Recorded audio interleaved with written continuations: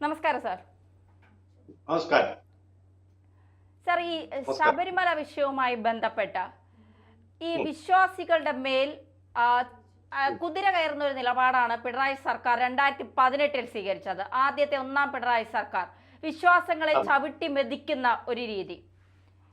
ആ വിശ്വാസത്തിൽ അല്ലെങ്കിൽ ആ വിശ്വാസത്തെ ചവിട്ടി മെതിച്ചവരെ രക്ഷപ്പെടുത്തുവാനുള്ള ഒരു നിലപാടാണ് ഇപ്പോൾ പിണറായി സർക്കാർ ആരും അറിയാതെ ചെയ്യുന്നത്.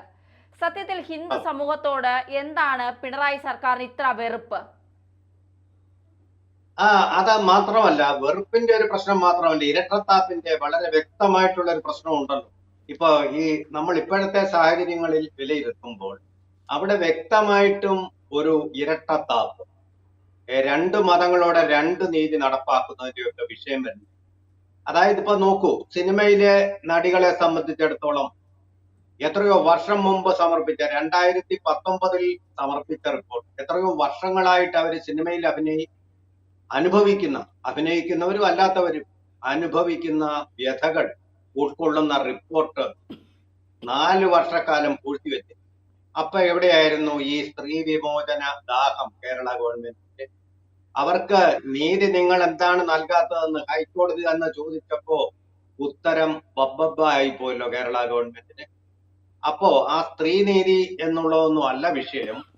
ഇവിടെ ഹൈന്ദവ വിശ്വാസങ്ങളെ ചവിട്ടി മെതിക്കുക എന്നുള്ള ഉദ്ദേശത്തോടു കൂടി കരുത്തരായ പോലീസുകാരെ രംഗത്തിറക്കിക്കൊണ്ട് ശബരിമലയിലേക്ക് ഒരു വിശ്വാസവുമില്ലാത്ത ആൾക്കാരെ കൊണ്ടുവന്നിട്ട്, ദൈവത്തിൽ പോലും വിശ്വസിക്കാത്ത ആൾക്കാരെ കൊണ്ടുവന്നിട്ട്, ശാസ്താവിൽ ഒരു വിശ്വാസവും ഇല്ലാത്ത ആൾക്കാരെ കൊണ്ടുവന്നിട്ട് അവിടെ വർഷാവർഷം ഉണ്ടാകുന്ന അപൂർവമായിട്ടുള്ള ജനക്കൂട്ടത്തെ, ക്രമപ്രവൃത്തമായിട്ട് ഉയരുന്ന ആ ജനക്കൂട്ടത്തിന് തടയിടാനും ആ വിശ്വാസ ഗോപുരത്തെ തകർക്കാനും വേണ്ടി നടത്തിയ ഹീനമായിട്ടുള്ള ഒരു അട്ടിമറി ശ്രമമായിരുന്നു.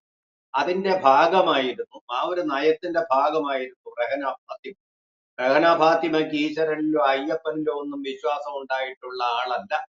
മറിച്ച് അങ്ങനെ ഒരു സ്ഥാപനം, വിശ്വാസ ഗോപുരം തകർക്കുക, സന്നിധാനത്തിൽ പ്രവേശിക്കുക, ഇതപര്യന്തം നിലനിന്നിരുന്ന പാവപ്പെട്ട ഹിന്ദുക്കൾ അവരുടെ ശരണാർത്ഥികളായിട്ട് ശരണം വിളിച്ചുകൊണ്ട് ആർക്കും ദ്രോഹം ചെയ്യാതെ വാവരുസ്വാമിയെയും തൊഴുതുകൊണ്ട് സർവമത സമഭാവനയുടെ കേന്ദ്രമായി 18 പടി കയറി അവിടെ ചെന്ന് തൊഴുത് നമസ്കരിച്ച് കഷ്ടപ്പെട്ട് കാനലത്തിലൂടെ തിരിച്ച് കല്ലും മുള്ളും ഒക്കെ കൊണ്ടുവരുന്ന ഒരു പാവനമായ സ്ഥലത്തെ തകർത്ത് അതിന്റെ പരിശുദ്ധി നഷ്ടപ്പെടുത്താൻ വേണ്ടി നടത്തിയ ഹീനമായ ശ്രമം.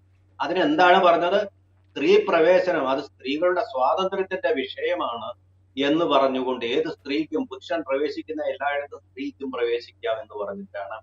എന്നിട്ടോ സ്ത്രീകളെ, സിനിമയിലെ സ്ത്രീകളെ അപമാനിച്ച പുരുഷന്മാരെ രക്ഷിക്കാൻ വേണ്ടിയിട്ട് 4 വർഷക്കാലം ഹേമ കമ്മിറ്റി റിപ്പോർട്ട് പൂഴ്ത്തിവെച്ചു.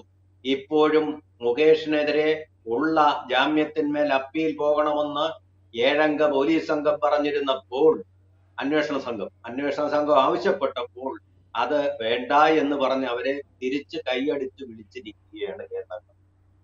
അപ്പോ ഈ അപമാനിക്കപ്പെട്ട സ്ത്രീകളുടെ, അവിടെ ഒരു അമ്പലത്തിൽ പോകാൻ സാധിച്ചില്ലെന്നേ ഉള്ളൂ. ഇവിടെയോ ജീവിതം തകർക്കപ്പെട്ട, ചാരിത്രം തകർക്കപ്പെട്ട, പോക്സോ കേസിന് പോലും ഇടയാക്കിയിട്ടുള്ള, പ്രായപൂർത്തിയാകാത്ത ആൾക്കാരെയും മാനഭംഗപ്പെടുത്തിയ, ആൺകുട്ടികളെ പോലും പീഡിപ്പിച്ച, പ്രകൃതി വിരുദ്ധ ലൈംഗിക പീഡനങ്ങൾ പോലും നടത്തിയ, അമ്മയുടെ ഭാരവാഹികളാക്കിയിട്ടൊക്കെ ഇരുന്നവർക്കെതിരെയാണ് അങ്ങനെ പരാതി വന്നിട്ട്.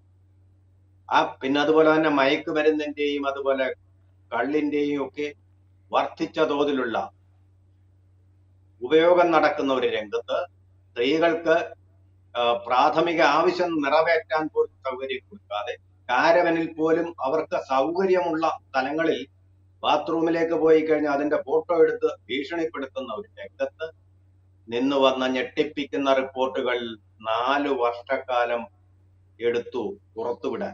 ഇപ്പൊ അത് കോടതി പറഞ്ഞതുകൊണ്ട് മാത്രമാണ് ഒരു സംഘത്തെ അവർ നിയമിച്ചിരിക്കുന്നത്, കോടതിയുടെ നിരീക്ഷണത്തിലായിരുന്നു. അപ്പൊ സ്ത്രീ സ്നേഹം ഒട്ടുമില്ല.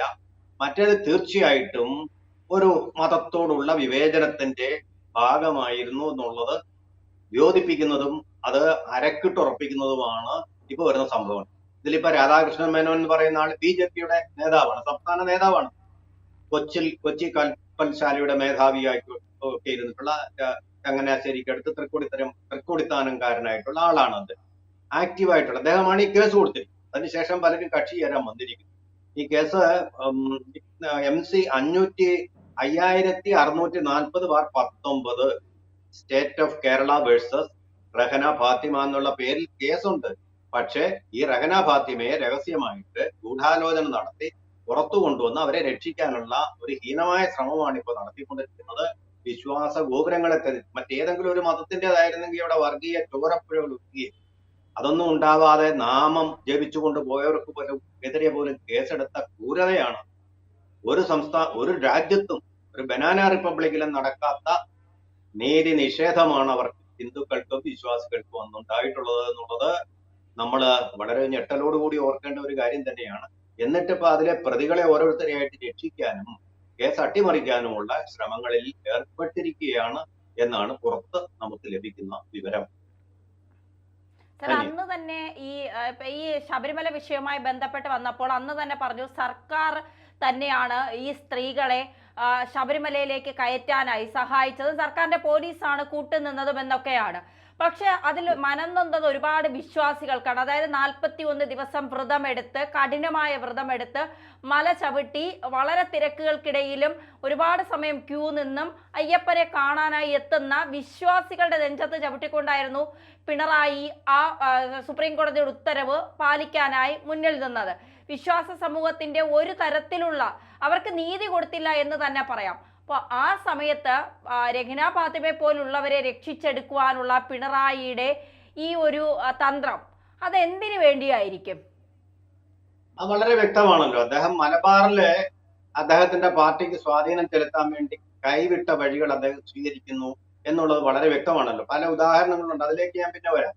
ഇവിടെ ഈ നമ്മളെ പറയുന്ന MR അജിത് കുമാർ ഉണ്ടല്ലോ, ഇപ്പൊ പ്രതിസ്ഥാനത്ത് PV അൻവർ ചൂണ്ടിക്കാണിച്ച MR അജിത് കുമാർ, അദ്ദേഹവും ഒക്കെ ഇതിന്റെ രംഗത്തുണ്ടായിരുന്നു, ഇതിന്റെ പിന്നിലുണ്ടായിരുന്നു, പിന്നണിയിലുണ്ടായിരുന്നു. ഒരു പോലീസ് ഓഫീസർ വ്യാജ വേഷത്തിലാണ് അവിടെ വന്ന് ഈ സ്ത്രീകളെ ശബരിമലയിലേക്ക് ആനയിച്ചു കൊണ്ടുപോയത്. വളരെ ആവേശത്തോടു കൂടി തന്നെ, വളരെ ആവേശപൂർവ്വം ആനയിച്ചു കൊണ്ടുപോയത്. പിണറായി വിജയൻ രചിച്ച ഒരു സ്ക്രിപ്റ്റ് ആയിരുന്നു അത്.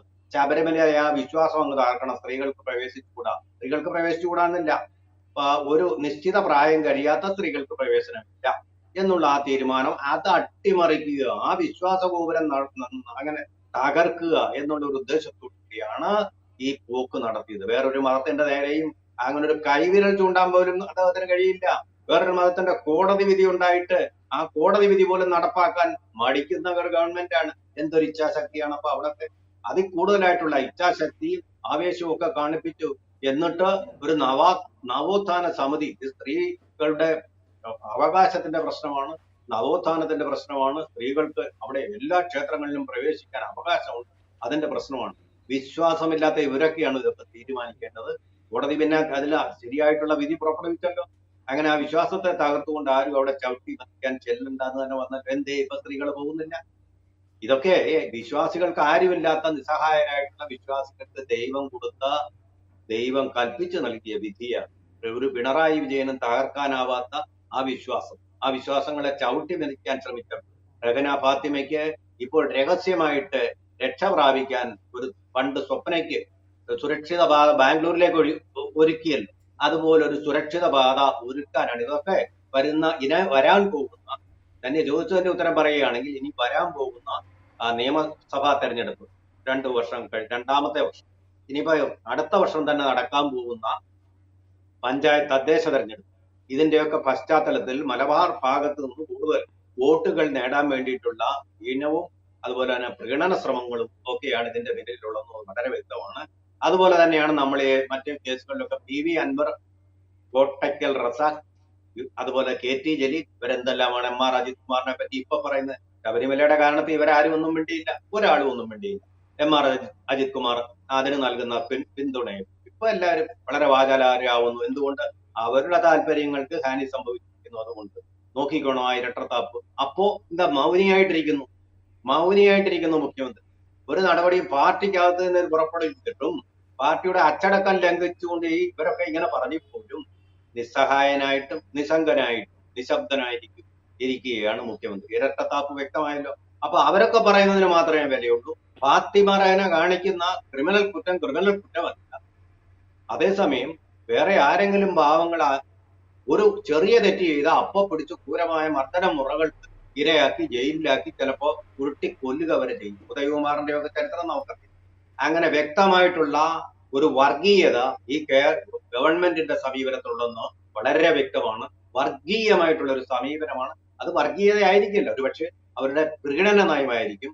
അങ്ങനെ ഒരു അടവ് നയം അവർ സ്വീകരിക്കുന്നുണ്ട് എന്നുള്ള കാര്യമാണ് ഈ റഹന ഫാത്തിമയ്ക്കുള്ള എതിരെയുള്ള കേസ് റദ്ദാക്കാൻ കേരള ഗവൺമെന്റ് ശ്രമിക്കുന്നത്. അതിന്റെ അർത്ഥം എന്ന് വെച്ചാൽ കേരള ഗവൺമെന്റ് കൊടുത്തിരിക്കുന്ന ഒരു കേസാണ് റഹന ഫാത്തിമയ്ക്ക്. അതിൽ നിന്ന് അവരെ രക്ഷിക്കാൻ അവർ ശ്രമിക്കും. ആത്മവഞ്ചന, അതാണ് നടക്കുന്നത്.